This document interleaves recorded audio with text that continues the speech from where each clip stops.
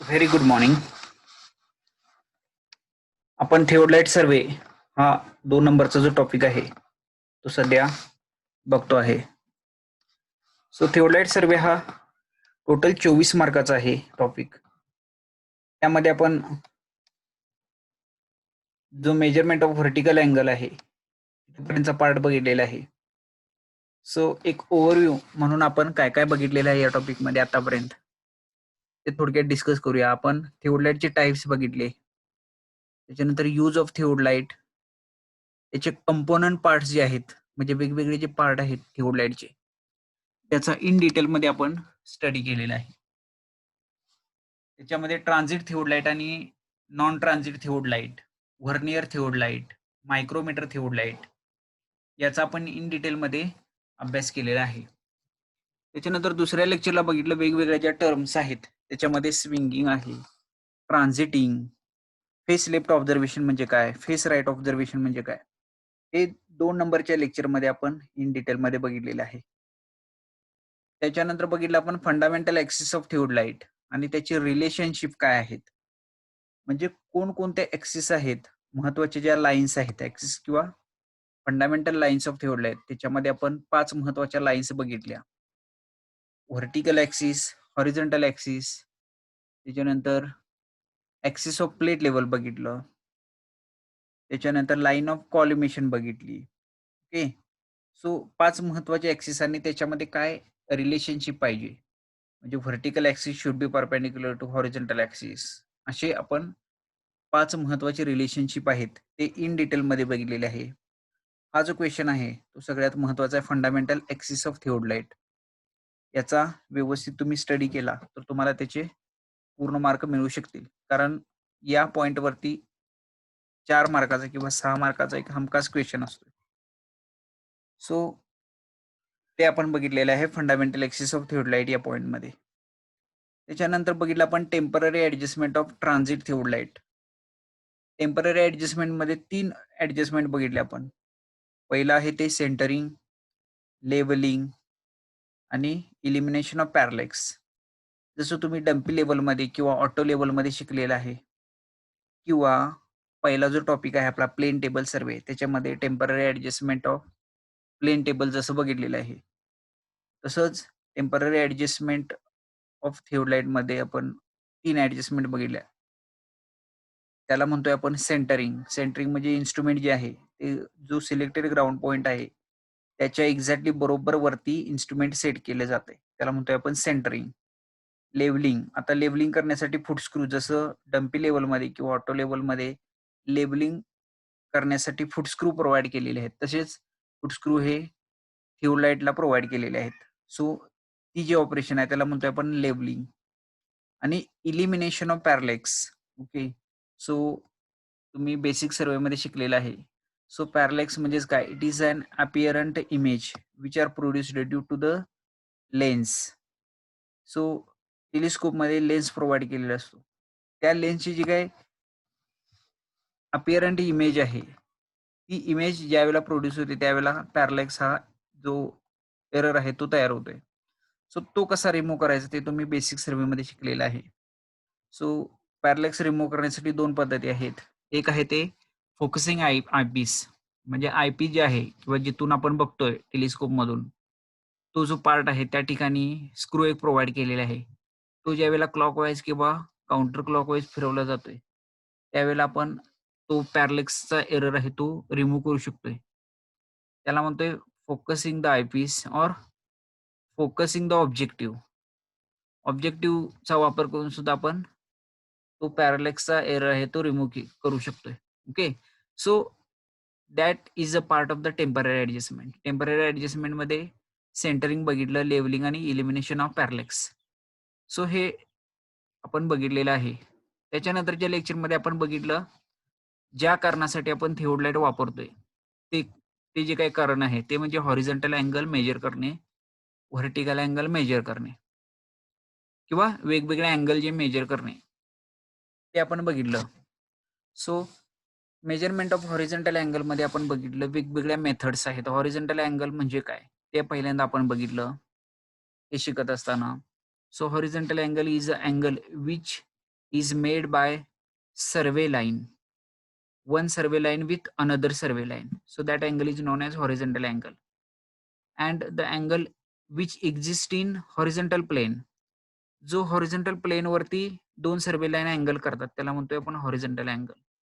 So याचा in detail मध्ये आपण स्टडी केलेला आहे, मेजरमेंट ऑफ हॉरिझॉन्टल अँगल. आता वेगवेगळ्या मेथड्स आहेत, त्या आपण मेथड्स बघितलेल्या आहेत. त्यापैकी पहिली जी मेथड आहे ती डायरेक्ट मेथड बघितली आपण, किंवा त्याला आपण जनरल मेथड म्हणतोय. त्याच्यानंतर दुसरी मेथड बघितली तर रिपिटेशन मेथड बघितली, ज्याच्यामध्ये अँगल हा 3 वेळा रिपीट केला जातोय. एकच अँगल 3 वेळा मेकॅनिकली ॲड होतोय आणि त्याचा ॲव्हरेज काढल्यानंतर आपल्याला ॲक्युरेटली अँगल मिळतो.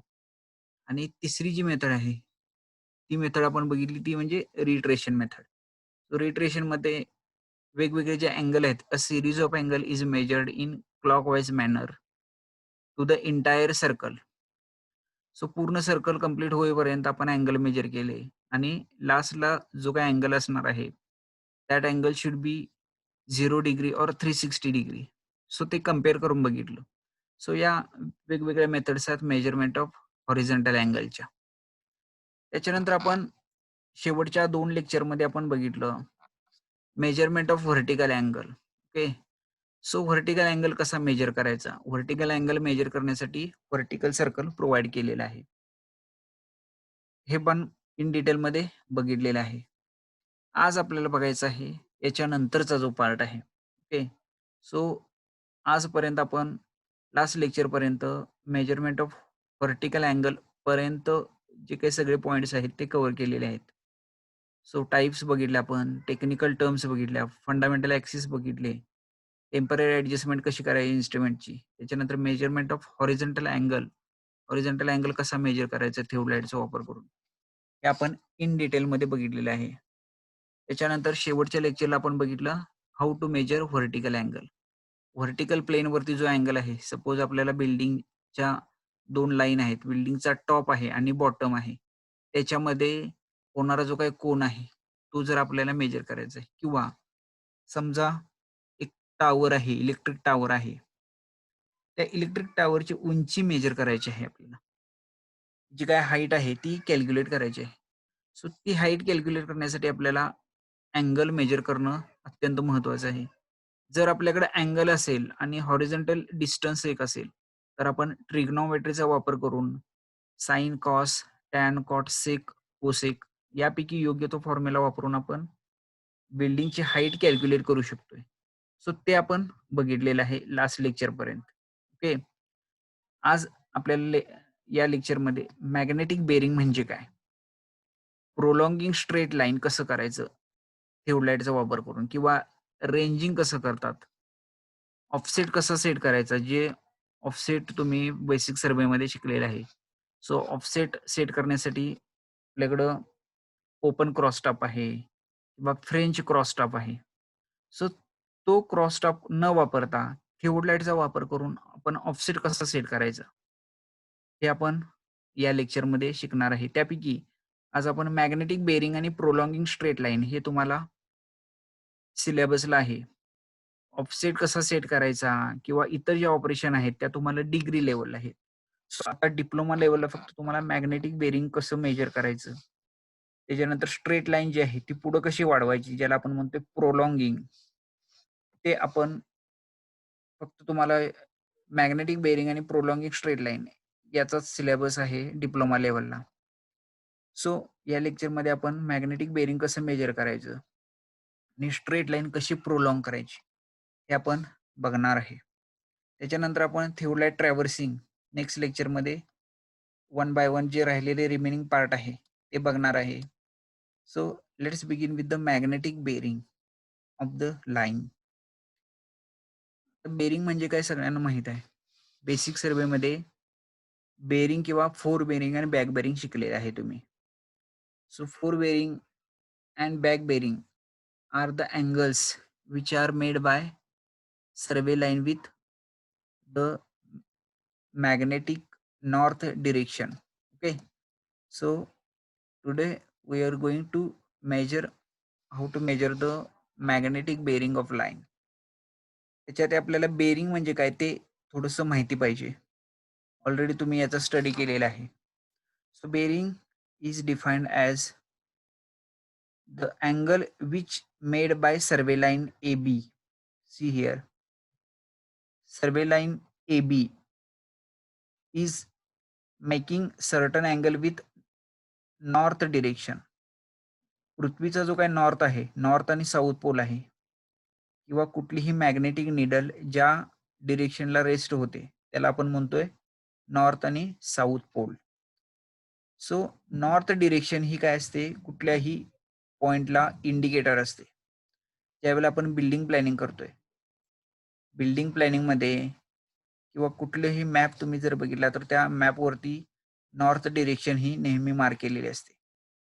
So north direction is an indicator. Okay. So bearing म्हणजे काय, तर जी सर्वे लाईन आहे त्या सर्वे लाईननं नॉर्थ डिरेक्शनशी केलेला जो काही कोन आहे त्याला म्हणतोय आपण बेरिंग थिटा. आता हा जो काही अँगल आहे, angle made by north direction with survey line, that is known as the bearing. आता बेसिक सर्वेमध्ये बेरिंग मेजर करण्यासाठी आपण कंपास वापरलेला आहे. ओके. किंवा प्लेन टेबल सर्वेमध्ये आपण बॉक्स कंपास वापरलेला आहे. त्या बॉक्स कंपासमध्ये एक पिवोट असतो. त्या पिवोटला मॅग्नेटिक निडल अटॅच केलेली असते. आता ज्यावेळेला मॅग्नेटिक निडल जी आहे ती नॉर्थ साऊथ डिरेक्शनला रेस्ट होते, त्यावेळेला ती जी काही दिशा आहे ती काय असते, त्या पॉइंटची मॅग्नेटिक नॉर्थ डिरेक्शन असते. ओके. किंवा सिम्पली नॉर्थ डिरेक्शन असते.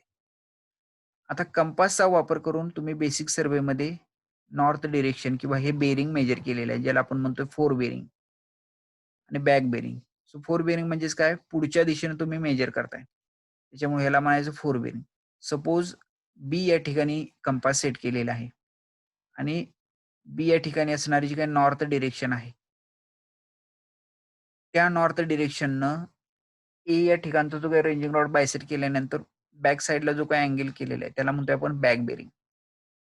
फोर बेरिंग म्हणजेच काय, पुढच्या दिशेनं जो काही अँगल केला जातोय त्याला म्हणतोय फोर बेरिंग. आणि बॅक बेरिंग म्हणजे कसं असेल, तर इथून हा सपोज हा या ठिकाणी नॉर्थ आहे, सो ही जी काही नॉर्थ डिरेक्शन आहे तिथून परत हा जो काही बी ए बी ए ही जी काही लाईन आहे, बॅकवर्ड लाईन बी ए, याच्याशी केलेला जो काही कोन आहे त्याला म्हणतोय आपण back bearing. Okay. So you well aware about forebearing, back bearing, how to calculate forebearing and back bearing of line if angle is given. Okay. So that is not the point of interest right now to tell about the concept of bearing. Okay. आपल्याला काय करायचं आहे, फक्त bearing म्हणजे काय हे आता फक्त समजून घ्यायचं आहे. ऑलरेडी तुम्ही बेरिंग म्हणजे काय, त्याच्यामध्ये काय रिलेशन असतं, बेरिंग कसं कॅल्क्युलेट करायचं हे तुम्ही बेसिक सर्वेमध्ये शिकलेलं आहे. तर आपल्याला काय करायचं आहे या पॉईंटमध्ये, measurement of magnetic bearing of line. थिओडलाइटचा वापर करून मॅग्नेटिक बेरिंग कसं मेजर करायचं हे आपल्याला आता शिकायचं आहे. Okay. So procedure is very simple. You need to set the instrument over point A. आता A B he survey line आहे. ए या ठिकाणी आपण ग्राउंडवरती चॉकपीटनं मार्क केलेलं आहे. त्याच्यामुळं आपल्याला इन्स्ट्रुमेंट कुठं सेट करावं लागेल, ए या ठिकाणी सेट करावं लागेल. कारण आपल्याला बेरिंग जे आहे, जे अँगल कुठला मेजर करायचा आहे, ए बी या सर्वे लाईननं नॉर्थ डिरेक्शन केलेला जो काय अँगल आहे तो मेजर करायचा. त्याच्यामुळे आपल्याला इन्स्ट्रुमेंट हे ए या ठिकाणी सेट करावं लागेल. So let's discuss about the procedure. First step, set up the instrument over A and level it accurately. आता इन्स्ट्रुमेंट ए या ठिकाणी सेट करावं लागेल. इन्स्ट्रुमेंट ए या ठिकाणी सेट करा. इन्स्ट्रुमेंट सेट करा म्हणजे काय, तर ट्रायपॉड सेट करा त्या ठिकाणी. फर्मली ग्राउंडमध्ये ट्रायपॉड हे सेट करा. त्याच्यानंतर with the help of screw attach the theodolite with the tripod. स्क्रूचा वापर करून थिओडलाइटचं इन्स्ट्रुमेंट जे आहे ते ट्रायपॉडवरती ए या ठिकाणी सेट करा. त्याच्यानंतर त्याच्या टेम्पररी ॲडजस्टमेंट किंवा स्टेशन ॲडजस्टमेंट आहेत त्या कॅरी आउट करा. आता स्टेशन ॲडजस्टमेंट कॅरी आउट करताना पहिल्यांदा सेंटरिंग करावं लागेल. सेंटरिंग म्हणजेच काय, की जो ग्राउंड पॉइंट ए आहे, या ए वरती ग्राउंड पॉइंट जो आहे, ज्या ठिकाणी आपण मार्किंग केलेलं आहे ए या ठिकाणी, त्याच्यावरती इन्स्ट्रुमेंट एक्झॅक्टली सेट करा. म्हणजे व्हर्टिकल जो ॲक्सिस आहे इन्स्ट्रुमेंटचा, तो बरोबर ग्राउंड पॉइंट ज्या ठिकाणी ए आहे, त्याच्याबरोबर कोइन्साईड होईल. त्याला म्हणतोय आपण setting the instrument centering. Centering केल्यानंतर लेव्हलिंग करायचे. लेव्हलिंग करण्यासाठी फूट स्क्रूचा वापर करा. जी काय तुमची नेहमीची पद्धत आहे. ऑटो लेव्हल, डम्पी लेव्हल किंवा प्लेन टेबल सेट करत असताना जे काही लेव्हलिंग केलेलं आहे, त्या प्रोसिजरनं इन्स्ट्रुमेंट लेव्हल करा. Okay. That is the first step. Set the instrument over A and label it accurately. The next, set the vernier to 0 of the horizontal circle. आता जे हॉरिझॉन्टल सर्कल आहे, हॉरिझॉन्टल सर्कल थिओडलाइटचं 0ला सेट करायचं आहे. म्हणजेच काय, window एचं reading हे आपल्याला 0ला सेट करायचं आहे. ते सेट करण्यासाठी आपल्याला अप्पर क्लॅम्प आणि लोअर क्लॅम्प दोन्हीही लूज करायचे. त्याच्यानंतर टेलिस्कोप जे आहे ते क्लॉकवाईज रोटेट करायचं. अप्पर प्लेट म्हणजे मेन स्केलचं जे काही 0 रीडिंग आहे आणि व्हर्नियरचं जे काही 0 रीडिंग आहे, ते परफेक्टली बायसेक्ट झालं पाहिजे. Okay. So how to read the vernier हा जो पॉइंट बघितलेला आहे आपण, त्याच्यामध्ये मी सांगितलेलं आहे. परत एकदा दाखवतो मी ते. या ठिकाणी हे जे काय मेन स्केल आहे आणि अप्पर जी प्लेट आहे त्याला म्हणतोय आपण vernier.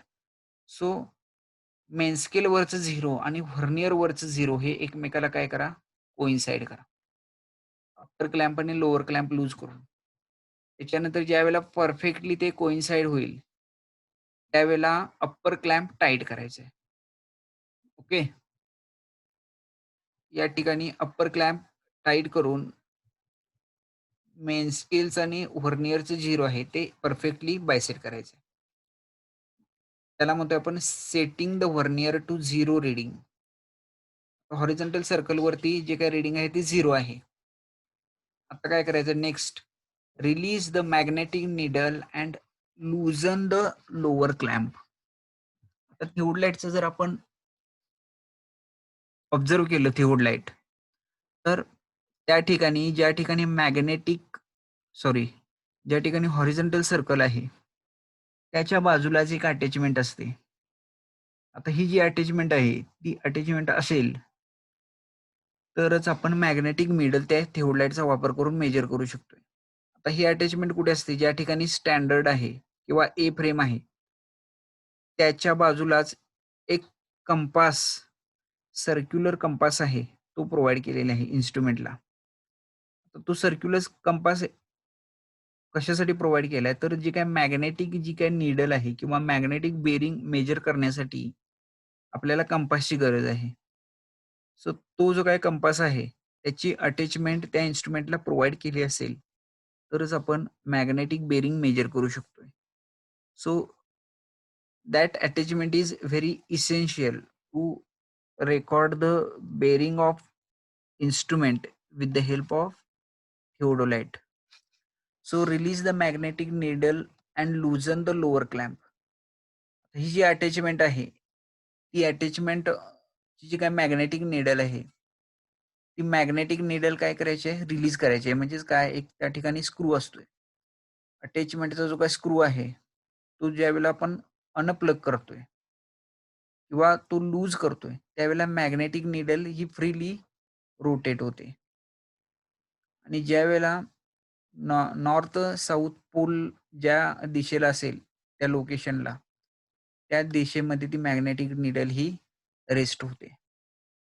So release the magnetic needle so that the magnetic needle will freely rotate on the pivot and it will rest in the magnetic north south direction of the earth.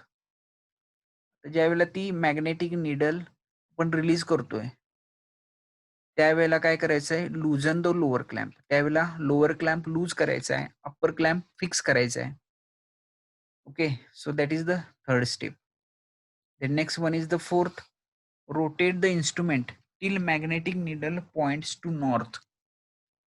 आता upper clamp हा tight आहे, त्याच्यामुळं मी telescope फिरवलं clockwise डिरेक्शनमध्ये किंवा anti clockwise डिरेक्शनमध्ये जरी फिरवलं तरी रीडिंगमध्ये कुठल्याही प्रकारचा चेंज होत नाही, कारण का अप्पर क्लॅम्प फिक्स आहे. याचा अर्थ दोन्ही ज्या प्लेट आहेत त्या एकमेकाला फिक्स होतात आणि त्याच्यामुळं इन्स्ट्रुमेंट कुठल्याही दिशेने फिरवलं तरी इन्स्ट्रुमेंटचं रीडिंग आहे ते बदलत नाही.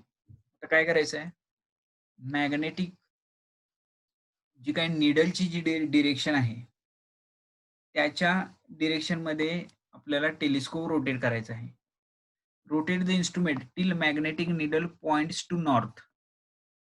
आता इन्स्ट्रुमेंट रोटेट करणं म्हणजेच काय, की टेलिस्कोप जे आहे ते रोटेट करायचं आहे. कुठेपर्यंत रोटेट करायचं आहे, till magnetic needle points to north. जोपर्यंत मॅग्नेटिक निडल जी काही नॉर्थ आहे त्या नॉर्थ डिरेक्शनला आपला टेलिस्कोप एक्झॅक्टली पॅरलल होत नाही, तोपर्यंत इन्स्ट्रुमेंट काय करायचं आहे, आपल्याला रोटेट करायचं आहे. That is the fourth step. पहिली स्टेप काय आहे, setup the instrument over A. या ठिकाणी इन्स्ट्रुमेंट सेट करा. जी स्टेशन ऍडजस्टमेंट आहे, सेंटरिंग, लेवलिंग आणि इलिमिनेशन ऑफ पॅरलॅक्स ही कॅरी आउट करा. त्याच्यानंतर set the vernier to 0 of the horizontal circle. Vernier जे आहे ते 0ला सेट करणं. जसं आपण हॉरिझॉन्टल अँगल मेजर करत असताना या 2 स्टेप करतोय. सुरुवातीला इन्स्ट्रुमेंट सेंटर करतोय, त्याच्यानंतर व्हर्नियर 0 करतोय. इथपर्यंतची प्रोसिजर ही सेम आहे. तिसरी जी प्रोसिजर बघितली, release the magnetic needle and lose the lower clamp. Magnetic needle जे आहे ट्यूब लाईटला स्टँडर्डच्या बाजूला एक अटॅचमेंट असते, ज्याच्यावरती मॅग्नेटिक कंपास जो आहे तो सर्क्युलर कंपास प्रोव्हाइड केलेला असतो. त्या सर्क्युलर कंपासमध्ये मॅग्नेटिक निडल असते. ती मॅग्नेटिक निडल जी आहे ती रिलीज करायची. सो रिलीज केल्यानंतर काय होईल, जी मॅग्नेटिक निडल आहे ती फ्रीली रोटेट होईल सर्क्युलर पिव्होटवरती आणि मॅग्नेटिक नॉर्थ साऊथ डिरेक्शनला काय होईल, ती मॅग्नेटिक निडल रेस्ट होईल. आता काय करायचं, चौथी step, rotate the instrument till magnetic needle points to the north. Instrument rotate करा, तोपर्यंत रोटेट करायचं आहे जोपर्यंत मॅग्नेटिक निडल जी आहे ती नॉर्थ डिरेक्शन दाखवत नाही, तोपर्यंत इन्स्ट्रुमेंट हे रोटेट करायचं आहे. आता चौथी स्टेप, सॉरी 5वी step, bring the needle exactly against the mark in order to bring it in magnetic meridian. आता इन्स्ट्रुमेंट फिरवत असताना जो नॉर्थ साऊथ पोल आहे त्याला एक्झॅक्टली नॉर्थ साऊथ पोलला ज्यावेळेला मॅग्नेटिक निडल येईल त्यावेळेला ती ऑटोमॅटिकली त्या डिरेक्शनला स्थिर राहील. So bring the needle exactly against the mark in order to bring it in magnetic meridian. म्हणजेच काय, मॅग्नेटिक मेरिडियन आहे किंवा नॉर्थ साऊथ पोलला पोलच्या डिरेक्शन मध्ये मॅग्नेटिक निडल आणा. At this stage the line of site will also be in magnetic meridian. ज्या वेळेला तुम्ही इन्स्ट्रुमेंट हे एक्झॅक्टली नॉर्थ साऊथ पोलच्या डिरेक्शन मध्ये आणताय त्यावेळेला मॅग्नेटिक निडल जी आहे ती स्थिर राहते. जसं आपण कुठलंही मॅग्नेटिक सबस्टन्स आहे किंवा मॅग्नेटिक आर्टिकल्स आहे ते ज्यावेळेला नॉर्थ साऊथ पोलला आणतोय त्यावेळेला ते त्या डिरेक्शन मध्ये सेट राहतं. ओके, सेम तीच प्रोसिजर आपल्याला इथं करायची आहे. आता ज्या वेळेला नॉर्थ साऊथ पोलला आपण इन्स्ट्रुमेंट आणू, टेलिस्कोप जो आहे तो ज्या वेळेला नॉर्थ साऊथ पोलला येईल त्यावेळेला काय होईल, लाईन ऑफ साईट जी आहे किंवा लाईन ऑफ कॉलिमेशन जी आहे ती एक्झॅक्टली मॅग्नेटिक मेरिडियनच्या डिरेक्शन मध्ये असेल. लाईन ऑफ साईट किंवा लाईन ऑफ कॉलिमेशन जी आहे ती एक्झॅक्टली मॅग्नेटिक मेरिडियन किंवा नॉर्थ साऊथ पोलला एक्झॅक्टली पॅरलेल असेल. Okay, that is a very important. North south पोलला लाईन ऑफ साईट आपल्याला पॅरलेल आणायची आहे. आता याच्यानंतर जो 6वा पॉइंट आहे, next, now lose the upper clamp. ज्या वेळेला मॅग्नेटिक निडल किंवा लाईन ऑफ साईट जी आहे, जे टेलिस्कोपची जी काही लाईन ऑफ साईट आहे ती नॉर्थ साऊथ पोलला एक्झॅक्टली पॅरलेल असेल त्यावेळेला काय करायचं आहे, अप्पर क्लॅम्प जो आतापर्यंत फिक्स होता, तो काय करायचा आहे, लूज करायचा आहे. Loose the upper clamp and point the telescope towards B. आता या ठिकाणी ही जी काय टेलिस्कोपची डिरेक्शन आहे ती या या डिरेक्शनमध्ये असणार आहे. जो रेड एरो दाखवलेला आहे, that is the meridian direction. So north south पोलला आता टेलिस्कोपची पोझिशन आहे. आता काय करायचं आहे, अप्पर क्लॅम्प लूज करायचा आहे. या पोझिशनला आल्यानंतर अप्पर क्लॅम्प लूज करायचा आहे आणि इन्स्ट्रुमेंट हे क्लॉकवाईज फिरवायचं आहे. इन्स्ट्रुमेंट क्लॉकवाईज कुठेपर्यंत फिरवायचं, जोपर्यंत बी या ठिकाणचा रेंजिंग रॉड जो आहे, बी या ठिकाणी एक रेंजिंग रॉड बायसेट करायचा, सेट करायचा आणि बी या ठिकाणचा जो रेंजिंग रॉड आहे, तो जोपर्यंत आपल्याला बायसेक्ट होत नाही परफेक्टली, तोपर्यंत इन्स्ट्रुमेंट हे क्लॉकवाईज रोटेट करायचं आहे. ओके. तर ज्यावेळेला बी या ठिकाणचा रेंजिंग रॉड आपण बायसेट करू, त्यावेळेला अप्पर क्लॅम्प लूज करायचा आणि अप्पर टँजंटचा वापर करून बी या ठिकाणचा रेंजिंग रॉड परफेक्टली बायसेट करायचा. अप्पर टँजंट का वापरतोय? अप्पर टँजंटचा वापर करून आपण जे काय आपलं रफ बायसेक्शन होतं, परफेक्टली जर इन्स्ट्रुमेंट आपल्याला बायसेट करायचं असेल, तर स्लो मोशन आपल्याला गरजेची आहे. त्याच्यासाठी आपण अप्पर टँजंट स्क्रू वापरणार आहे आणि बी या ठिकाणचा रेंजिंग रॉड बायसेट करायचा. ओके. आता अप्पर क्लॅम्प फिक्स करायचा आहे. बी या ठिकाणचा रेंजिंग रॉड दिसल्यानंतर अप्पर क्लॅम्प फिक्स करायचं, म्हणजेच काय, दोन्ही प्लेट या एकमेकाला फिक्स होतील. कुठल्याही प्रकारची त्याच्यामध्ये रोटेशन किंवा मुव्हमेंट होणार नाही. आता काय करायचं आहे, दोन्ही विंडोचं रीडिंग बघायचं. व्हर्नियर ए आणि व्हर्नियर बी किंवा विंडो ए आणि विंडो बीचं रीडिंग नोट डाऊन करायचं. तर विंडो एचं रीडिंग आणि विंडो बीचं रीडिंग जे काय असेल, त्याचं मीन काढल्यानंतर तुम्हाला जो अँगल मिळेल, त्याला म्हणतोय आपण bearing of line A B. Okay. किंवा magnetic bearing of line A B. Magnetic bearing of line A B measure केलं जाईल. ज्यावेळेला आपण दोन्ही विंडोचं मीन काढू, ॲव्हरेज काढू, त्यावेळेला आपल्याला अँगल जो मिळेल, त्याला म्हणतोय आपण bearing of line. So that is the procedure of measurement of bearing. Then last point, change the face of the instrument. म्हणजेच काय, फेस लेफ्टनं जर घेतलं असेल ऑब्झर्वेशन, तर तुम्ही ते फेस राईट करा. परत सेम प्रोसिजर. या ठिकाणी इन्स्ट्रुमेंट ऑलरेडी सेट आहे. त्याच्यानंतर अप्पर क्लॅम्प आणि लोअर क्लॅम्प लूज करा. 0ला सेट करा.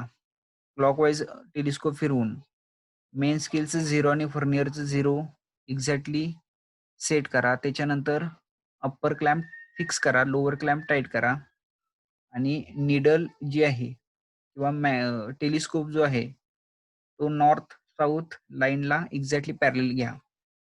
ज्यावेळेला एक्झॅक्टली पॅरलल होईल, त्यावेळेला निडल आपल्याला काय करेल, दाखवेल की इन्स्ट्रुमेंट हे एक्झॅक्टली नॉर्थ साऊथ डिरेक्शनमध्ये आहे का नाही. कारण अटॅचमेंट जी प्रोव्हाइड केलेली आहे, त्या ठिकाणी कंपास आहे. त्या कंपासमध्ये जी असणारी निडल आहेत, it will guide us okay regarding north south direction. त्याच्यानंतर अप्पर क्लॅम्प परत लूज करा. इन्स्ट्रुमेंट क्लॉकवाईज रोटेट करा. बी या ठिकाणचा रेंजिंग रॉड बायसेट करा. ज्यावेळेला बी या ठिकाणचा रेंजिंग रॉड रफली बायसेट होईल, त्यावेळेला अप्पर क्लॅम्प फिक्स करा. अप्पर स्लो मोशन स्क्रू किंवा अप्पर टँजंट स्क्रूचा वापर करून बी या ठिकाणचा रेंजिंग रॉड परफेक्टली बायसेट करा. ओके. आणि व्हर्नियर ए आणि व्हर्नियर बीचं reading, it will gives you the value of magnetic bearing. Okay, so that is the simple procedure of measurement of magnetic bearing with the help of theodolite. Okay, so that is the measurement of magnetic bearing. Now next one is the prolonging straight line. आता straight line आहे, ती prolong कशी करायची ते आपण बघूया. So prolonging straight line is very important. There are two methods of prolonging given line. Okay, suppose AB he line आहे. We want to prolong a line AB. Okay, so दोन method आहेत प्रोलॉंगिंगसाठी. Four side method आहे आणि back side method आहे. So प्रोलॉंगिंग करत असताना किंवा extend करायची आहे, ही जी डॉटेड लाईन जी दिसते, that is the prolongation of the line A B C D. So this point is A, B, C and D. हे 4 पॉइंट आहेत. समजा आपल्याला ती लाईन प्रोलॉन्ग करायची आहे. तर त्याच्यासाठी 2 मेथड आहेत. एक आहे फोर साइड मेथड आणि दुसरी back side method. Now we discuss first shortly about the four side method. Figure is shown in on the slide. या ठिकाणी ए बी सी डी हे पॉइंट दिसत आहेत तुम्हाला. आता या ठिकाणी काय करायचं, set up the tube light at A. A या ठिकाणी ट्यूब लाईट सेट करायचं आहे. Level it accurately. Set up the tube light at A and level it accurately. म्हणजेच काय, ए या ठिकाणी इन्स्ट्रुमेंट सेट करा. त्याचं स्टेशन ॲडजस्टमेंट म्हणजेच काय, सेंटरिंग, लेवलिंग आणि इलिमिनेशन ऑफ पॅरलेक्स हे कॅरी आउट करा. त्याच्यानंतर काय करायचं आहे, दुसरा पॉइंट जो आहे, bisect the point B correctly. आता बी हा जो पॉइंट आहे, या ठिकाणी कॅपिटल बी वापरलेला आहे. कॅपिटल बी हा जो पॉइंट आहे तो करेक्टली बायसेक्ट करा. Establish a point C in line beyond B.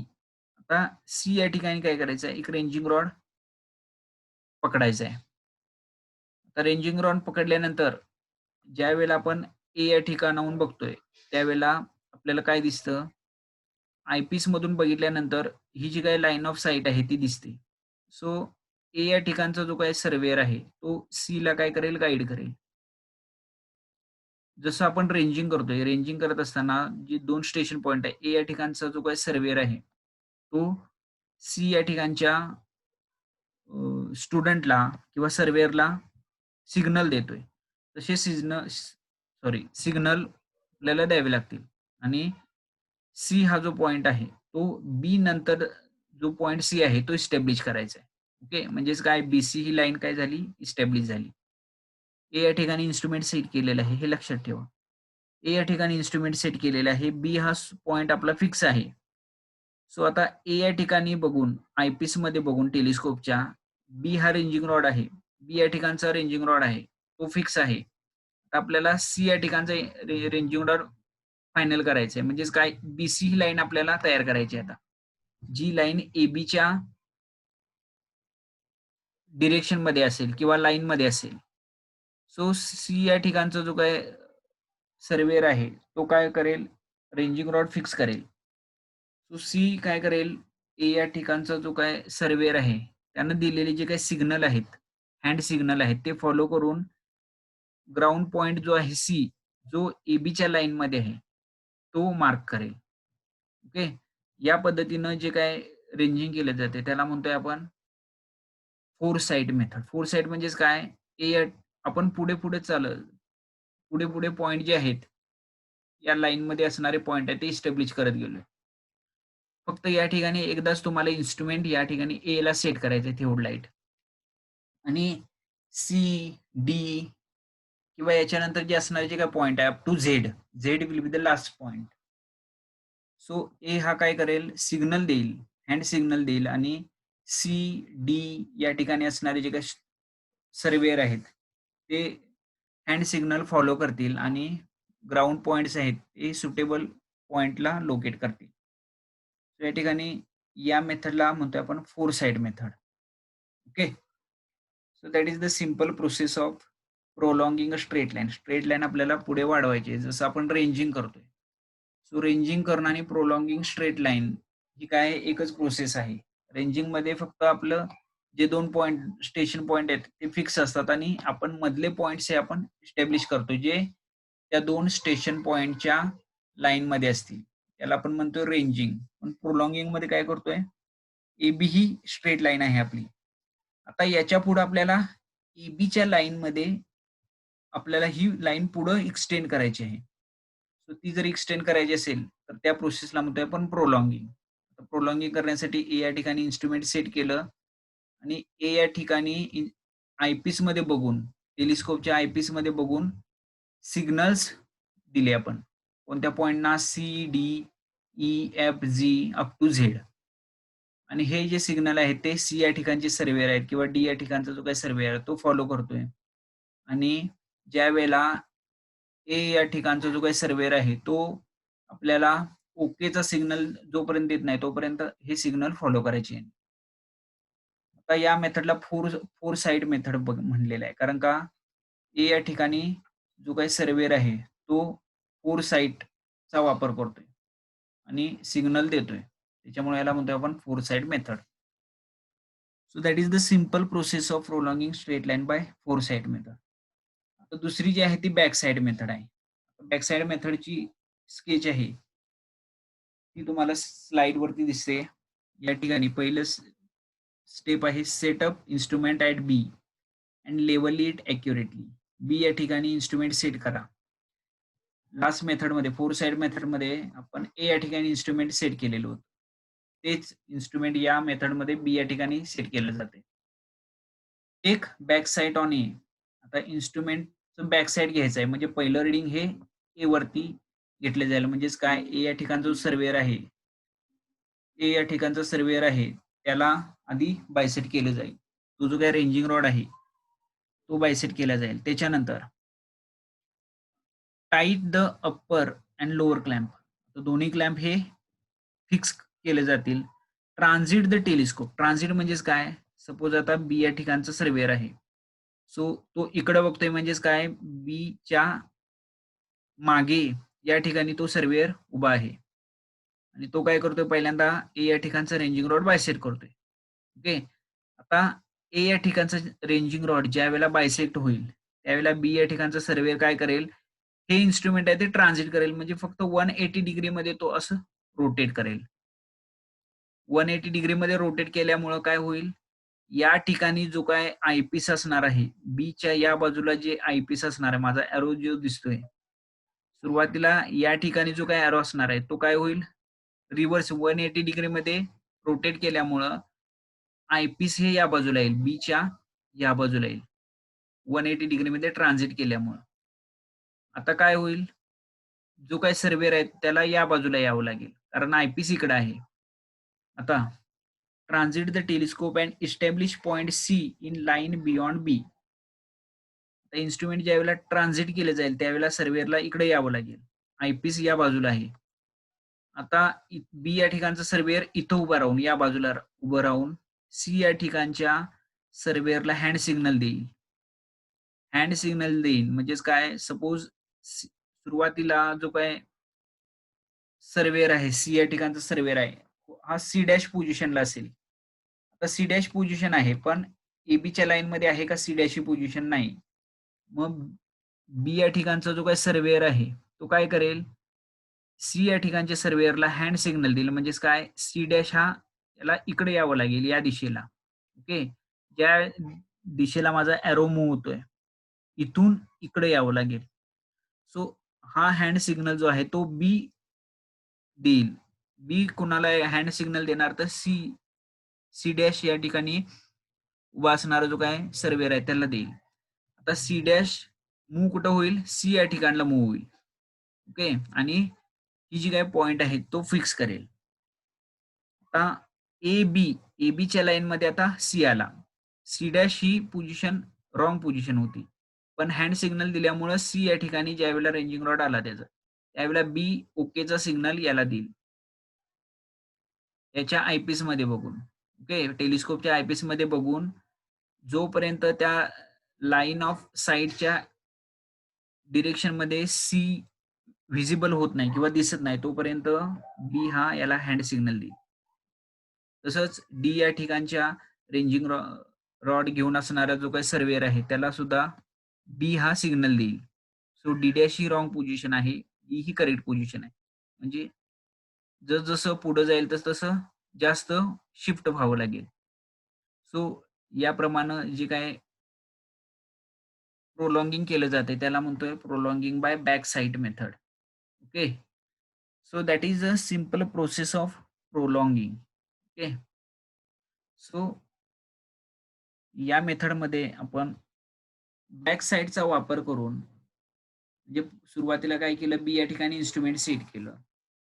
Instrument बी या ठिकाणी सेट करून पहिल्यांदा ए या ठिकाणचा रेंजिंग रॉड बायसेट केला. आता ए या ठिकाणचा रेंजिंग रॉड बायसेट केल्यानंतर बी या ठिकाणच्या सर्व्हेअरनं काय केलं? तर इन्स्ट्रुमेंट ट्रान्झिट केलं. ट्रान्झिट म्हणजेच काय 180 डिग्रीमध्ये फिरवलं. 180 डिग्रीमध्ये फिरवल्यामुळे लाईन ऑफ साईट ही चेंज झाली. जी लाईन ऑफ साईट सुरुवातीला या दिशेला होती ती आता या दिशेला झाली. म्हणजेच काय आयपीस हे या बाजूला आलं आणि इथून बीनं हँड सिग्नल दिले कुणाला तर C, D, E, F, G up to Z. जोपर्यंत आपल्याला ज्या पॉइंट पर्यंत आपल्याला ती लाईन प्रोलॉंग करायची आहे त्या पॉइंट पर्यंत असणारे जे काही सर्वेअर आहेत त्यांना बीनं सिग्नल्स प्रोव्हाइड केले आणि ते ज्यावेळेला सी, डी, ई या ठिकाणचे रेंज मॅन आहेत किंवा रेंजिंग रॉड घेऊन असणारे जे काही सर्वेअर आहेत ते फॉलो करतील. Okay, so that is the simple process of prolonging straight line by back side method. Okay, या ठिकाणी तुम्हाला ह्याचं डिस्क्रिप्शन दिसते. शिफ्ट द थिओडाइट टू सी, जे आता मी तुम्हाला सांगितलं. C dash is a wrong position, C is a correct one. D dash is a wrong position, D is a correct one. Up to Z dash, Z dash is a wrong position. This one is a Z dash and Z will be the correct position. So the signal is given by B and it is followed by C, D up to Z. Okay, so that is known as the prolonging straight line. Okay, so today we stop here. We will discuss the next part, theodolite traversing, which is very important during our next lecture. Okay, so thank you.